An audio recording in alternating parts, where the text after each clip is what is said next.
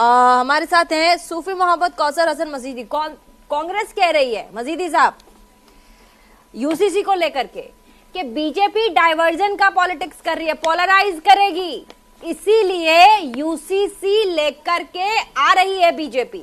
क्या आपको लगता है कि बीजेपी यूनिफॉर्म सिविल कोड लेकर के अगर आती है तो 2024 के पहले बीजेपी पोलराइज और डाइवर्जन का पॉलिटिक्स करेगी और वोट लेगी? आपको ऐसा लगता है क्या?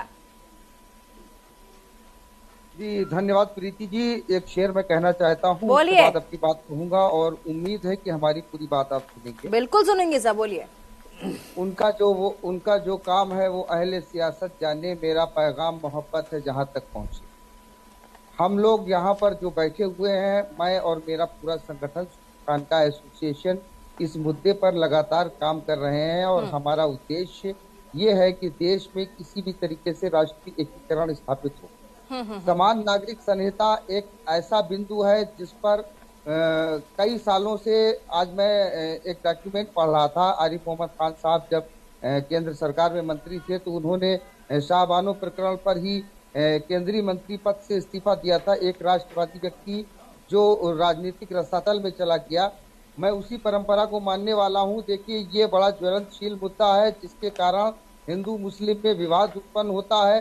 तो यदि ये कानून लाया जा रहा है, किसी भी समय पे लाया जा रहा है, कोई भी सरकार ला रही है, कोई भी पार्टी ला रही है, इससे मतलब नहीं है। अगर ये कानून लाया जा रहा है और इससे देश की राष्ट्रीय एकता स्थापित होती है, हिंदू मुस्लिम एकता स्थापित होती है, तो ये स्वागत योग्य है। और साथ में प्रीति जी, मैं एक बात और भी जोड़ देना चाहता हूँ कि इस देश में जब कोई भी व्यक्ति पासपोर्ट बनवाने के लिए जाता है तो उसको मैरिज रजिस्ट्रेशन करवाना अनिवार्य होता है। आप यहाँ कह रहे हैं सर कि स्वागत योग्य है यूसीसी बिल, लेकिन जैसे ही प्रधानमंत्री ने यूसीसी का नाम लिया, भोपाल में जब वो अपने कार्यकर्ताओं को संबोधित कर रहे थे, दूसरे ही दिन लखनऊ में बहुत बड़ी मीटिंग हुई मुस्लिम संगठन की, और साथ ही वो मीटिंग करके वो कह रहे थे हम एक ड्राफ्ट बनाएंगे और सरकार को सौंपेंगे कि ये हमारे मुद्दे हैं और ये यहाँ प्रॉब्लम्स हैं। आप टीवी पे सर कहते हैं कि हाँ ठीक है हम तो स्वागत करते हैं, फिर बाद में इसका विरोध क्यों?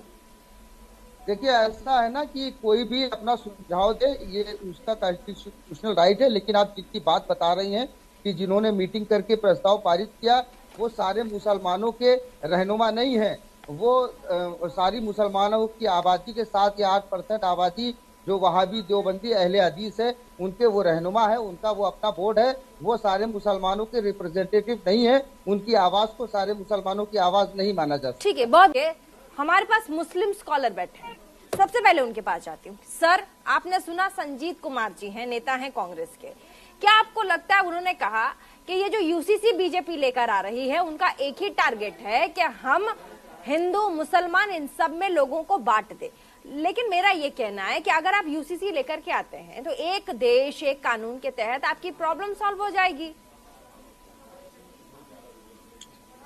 प्रीति जी, मेरी बात पूरी नहीं हो पाती है, मैं उस बात को कह देता उस समय बात का बोलिए सर, बोलिए। माफ कीजिएगा अगर बात आपकी पूरी नहीं हुई तो उसके लिए तहे दिल से माफी मांगती हूँ। मैं कह रहा हूँ, इस देश में कोई भी व्यक्ति, कोई भी नागरिक जब पासपोर्ट बनवाने के लिए जाता है तो उसको मैरिज सर्टिफिकेट देना पड़ता है।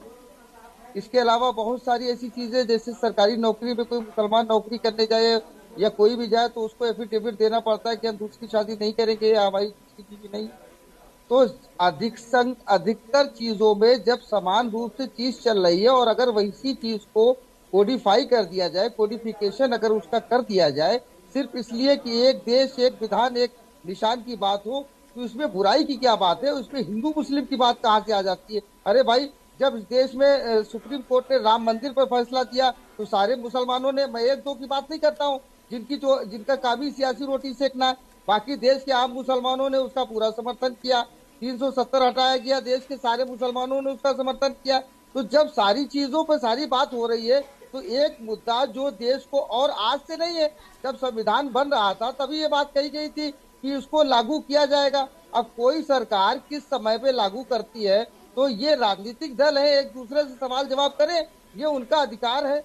तो इसमें लेकिन सबसे बड़ा मुद्दा ये है कि जो बार बार बात आ जाती है, मुझे तो सबसे ज्यादा इन लोगों से शिकायत है जो सो कॉल्ड मुसलमानों के हमदर्द बनते हैं। इनके वक्तव्यों के कारण आम मुसलमानों को गली मोहल्ले चौराहे पे घिरना पड़ता है। इनकी राजनीतिक स्वार्थ पूर्ति के लिए आम मुसलमान परेशान होता है। ठीक है, मैं बहुत लोगों बहुत को जल्दी तो राहुल लाल कहना जी, चाहता हूं राहुल लाल कि जी अभी अपनी खुल के सियासत कह से रहे मुसलमानों हैं, को मजीदी किनारे साहब खुल के हटाइए। कह रहे। ठीक है मजीद साहब आपके सवाल, हाँ ठीक है मजीदी साहब, संजीत कुमार जी के जवाब से सेटिस्फाइड हैं आप, संतुष्ट हैं, क्या कहेंगे? मुझे उम्मीद है कि संजीव कुमार जी थोड़ा पूरी तेज तरीके बोलिएगा से- मजीदी साहब, थोड़ा तेज अपनी आवाज रखिए। मुझे उम्मीद है कि संजीव कुमार जी इंसान होने का परिचय देते हुए पूरी गंभीरता के साथ मेरी बात सुनेंगे, क्योंकि मैंने उनकी पूरी बात सुनी है। क्या कांग्रेस पार्टी का यही स्टैंड है कि एक मुस्लिम धर्म गुरु का अपमान करे बैठ करके, ये कह करके कि इसको इस्लाम धर्म की जानकारी नहीं है? और इस्लाम धर्म का आपका इस्लाम तो गलत मुसलमानों गलत गलत के साथ गलत एक प्रेम है। आप गलत कर रहे आप हैं, शांत रहिए, आप मैं गलत बोल आपके रहे बीच में नहीं बोला। हैं, आप गलत बोल श्रीमान रहे हैं, जी, मैं आपके बीच में नहीं बोला। आप गलत और बोल रहे सुनने हैं। की क्षमता रखिए, सुनने की क्षमता रखिए। पिछले 75 सालों में आप लोगों ने देश के मुसलमानों के साथ वो काम किया है कि देश का मुसलमान हाशिए पे आ गया। गलत बोल रहे हैं। आपके देश आप के भाजपा के मुसलमानों एजेंट की बन करके बड़ी मत बैठिए चिंता टीवी है। पर, वहाँ भी आप भाजपा के एजेंट बन करके टीवी पर मत शामिल होने बैठिए, का फतवा आप देता है। भाजपा का एजेंट मत बनिए, आपकी सरकार आप ने इसके भाजपा बारे का में क्या एजेंट बन किया? करके मत बनिए, आपने बैठिए टीवी हमेशा पर। लोगों का शोषण किया। आप कृपया और करके आप भाजपा के एजेंट मत बनिए। बात कर रहे हैं कि एक सूफी आप गलत संत को बोलिए, भाजपा का गलत एजेंट मत बना बोलिए। करके मुस्लिम समाज आप के गलत बीच में बोल रहे उसको हैं। बदनाम करना चाहते हैं, उसकी हत्या अरे करवाना मामला चाहते केवल हैं। भाजपा का एजेंट नहीं प्रीति बनिए। जी, भाजपा से जुड़ा हुआ मामला है।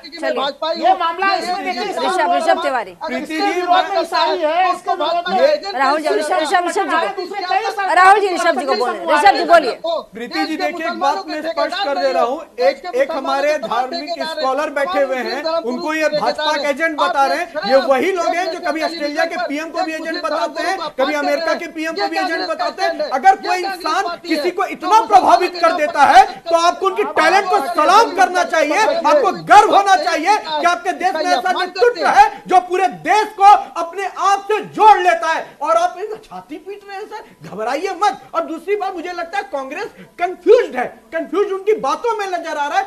सजेशन लीजिए, बात कीजिए सर, सजेशन ही लिया जा रहा है। सर्वदलीय बैठक